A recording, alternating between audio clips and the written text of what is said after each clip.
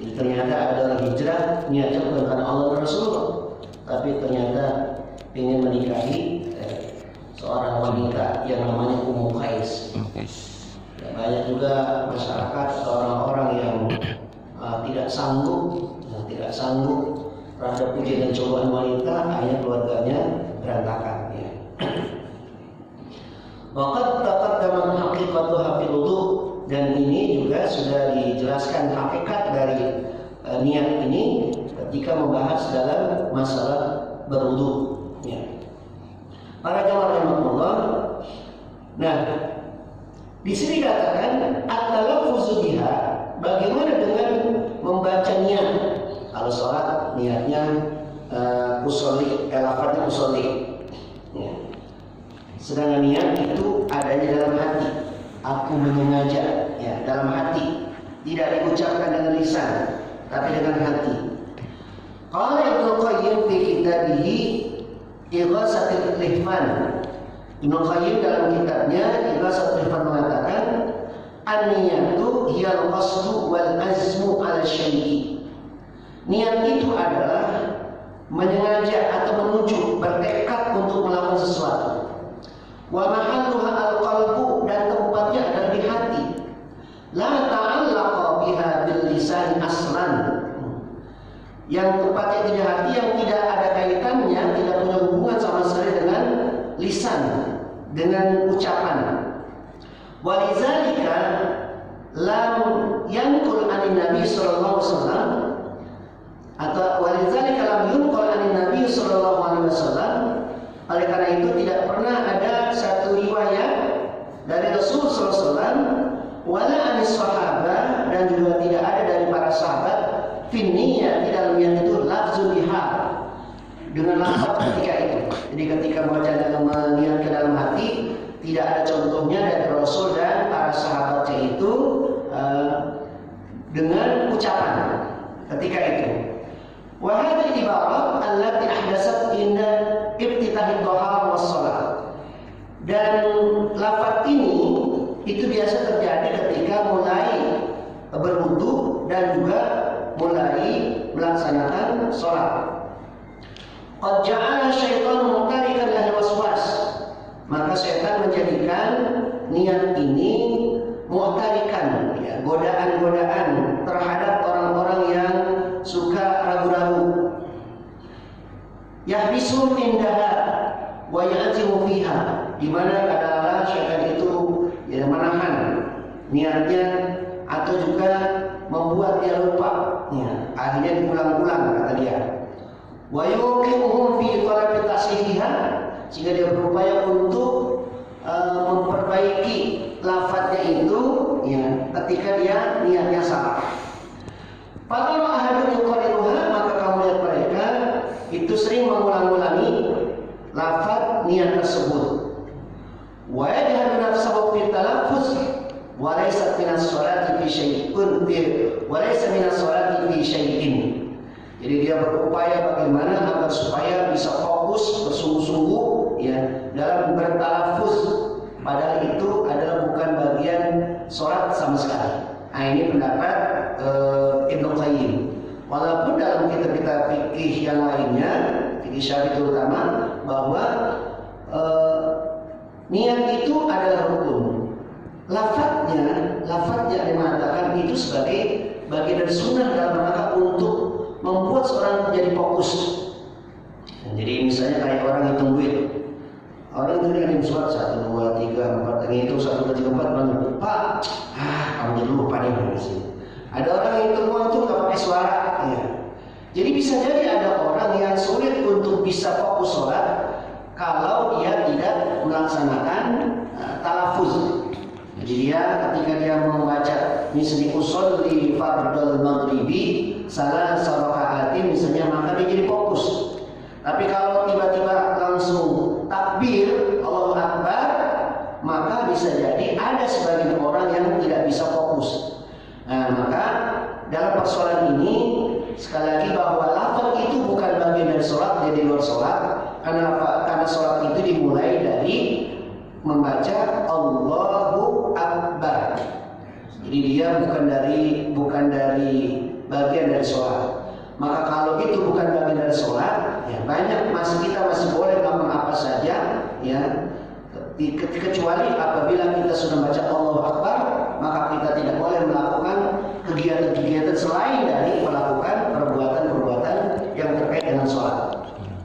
Nah, maka oleh karena itu para ulama dalam kitab-kitab fikih Syafi'iyah menganggap bahwa lafaz itu dalam rangka untuk memperkokoh, memperkuat apa yang diniatkan itu, maka disunahkan untuk membaca lafaz dari niat tersebut. Nah, di samping itu pula niat ini dalam kita banyak jelaskan tentang karena niat ini adalah menyengaja untuk melakukan sesuatu, maka dia mencakup beberapa hal. Yang pertama adalah bahwa dikatakan ketika dia apa yang ingin lakukan, dia ingin melakukan sholat, berarti dia niatnya harus niat ingin mengerjakan sholat. Ya. Apa tujuannya? Agar supaya dia bisa membedakan antara pekerjaan lain atau pekerjaan yang lain dengan sholat sendiri, sehingga memang dia harus fokus bahwa ketika dia niatnya adalah memang ingin mengerjakan sholat. Jadi dia supaya fokus, ya. Karena kalau dia tidak niat bisa jadi ini bercampur dengan pekerjaan-pekerjaan yang lain.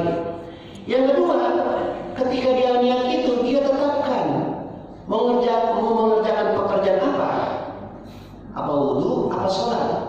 Maka ketika dia sholat, dia harus menyebutkan apa yang diniatkan, yaitu menyebutkan tentang sholat yang dia sedang lakukan. Sholat apa misalnya? Sholat zuhur atau sholat asar atau yang lainnya. Ya. Dia sebutkan niat melaksanakan sholat zuhur, niat mengerjakan sholat asar, ditetapkan. Kalau itu tidak ditetapkan, misalnya waktunya waktu asar, mungkin dia berpikir Allah juga tahu kalau saya sholat apa ini waktu ini sholat asar. Ya. Jadi dia bukan niatnya niat sholat pada waktu asar, bukan sholat asarnya, niat sholat pada waktu asar. Padahal di waktu asar itu bisa jadi kita sholatnya sholat asar, bisa jadi sholatnya sholat zuhur, atau bisa jadi sholat yang lain.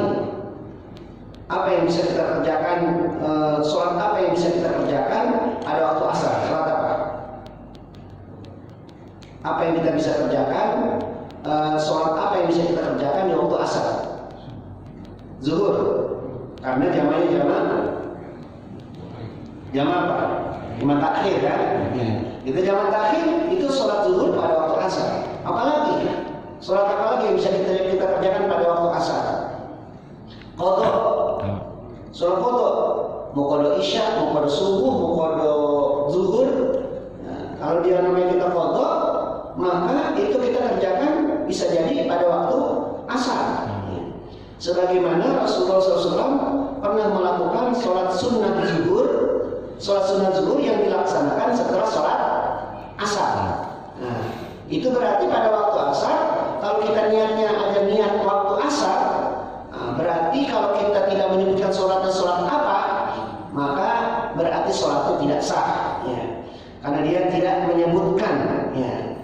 Dia tidak menyebutkan sholat apa yang ingin dia kerjakan. Dan ini sesungguhnya adalah hal yang disepakati oleh para ulama, tidak ada perselisihan di antara mereka bahwa apa yang sholat yang diniatkan itu harus disebutkan di dalam hati. Ya.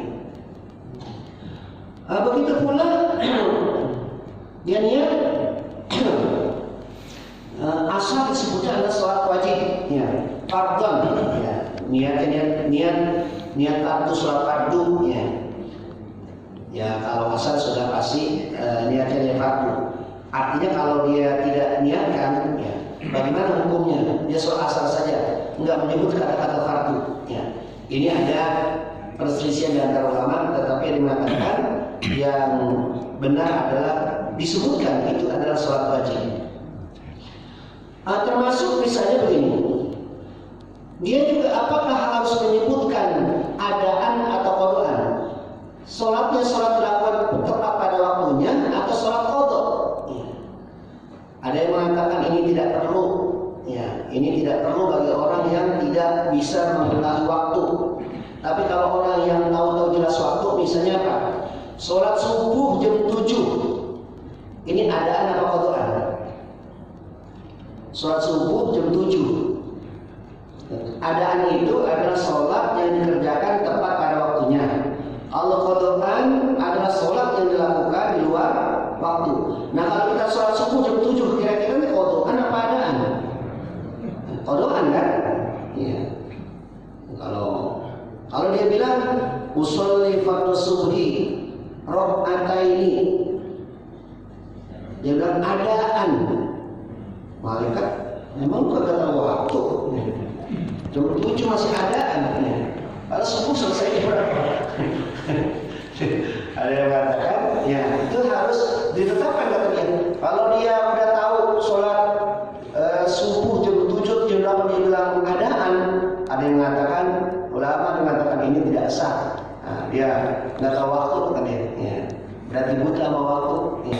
Kecuali kalau memang benar-benar dia nggak tahu waktu, dia di kamar nggak keluar-keluar, sholat subuh udah jam 8. Lalu disebut adaan, itu nggak apa-apa karena dia tidak tahu waktu. Ya. Karena dia nggak pernah keluar, nggak pernah melihat matahari. Ya.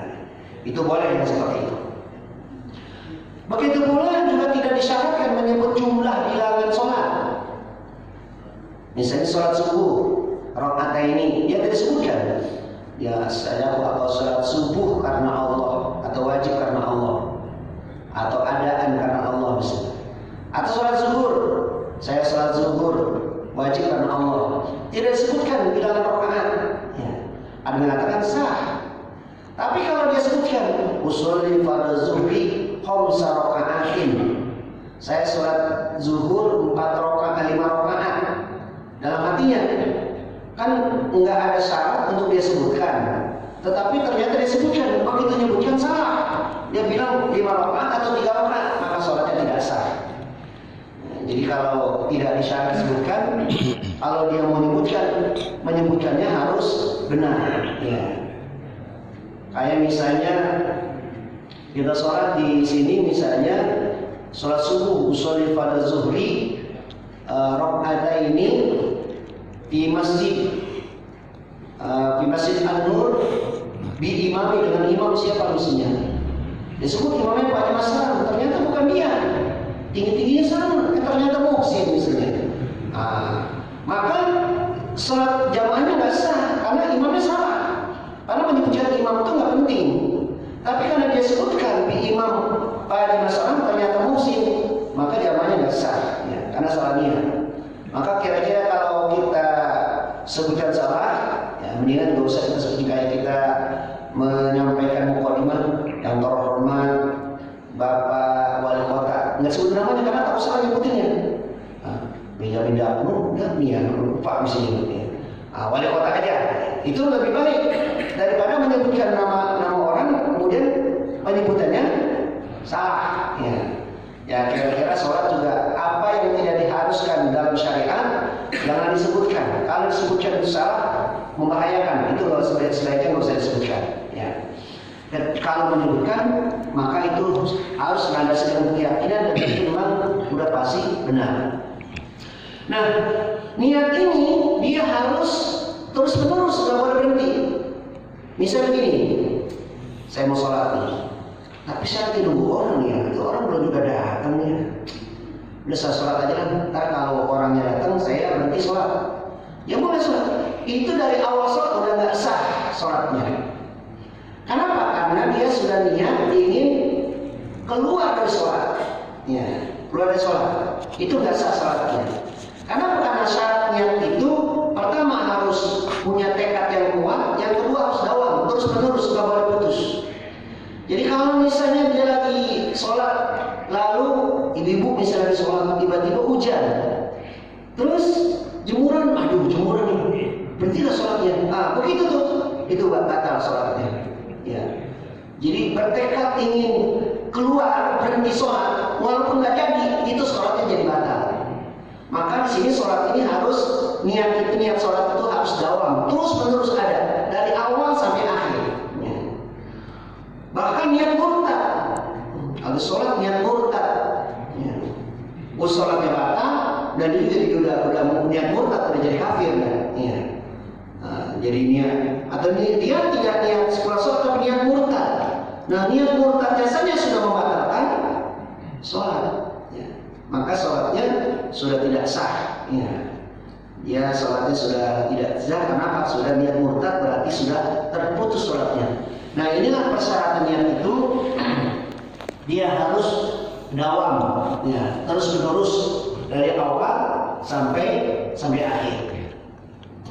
Nah, sebagaimana tadi disebutkan bahwa niat itu harus dibarengi dengan takbiratul ihram, ya, maka dia menyebutkan dalam hatinya itu dengan niat ketika Allah. Nah, karena memang ulama menganjurkan atau memberikan definisi tadi bahwa niat itu adalah mengajak melakukan sesuatu yang dibarengi dengan perbuatan.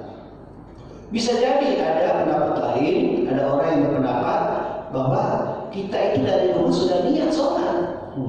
Buat apa kita sebutkan lagi ketika takbir ihram? Ketika tanya lu mana mau sholat? Ya, itu juga ada pendapat. Ya, tetapi bagi orang yang mengatakan niat itu harus dibarengi dengan perbuatan, kata dia, karena kalau dari gua itu bukan niat, baru azam, baru tekad, baru punya keinginan yang kuat. Kalau namanya niat itu sudah dibarengi dengan pelaksanaan. Misalnya apa? Kamu pengen haji kan? Wah saya pengen banget haji. Nah, tapi baru itu doang. Nah itu belum niat namanya. Tapi kalau dia sudah niat haji, saya sudah setor, ya, atau sudah nabung, sudah niat. Nah itu berarti sudah dimulai dengan gerakan itu, dengan apa, menyetor. Nah itu namanya sudah niat haji itu. Ya.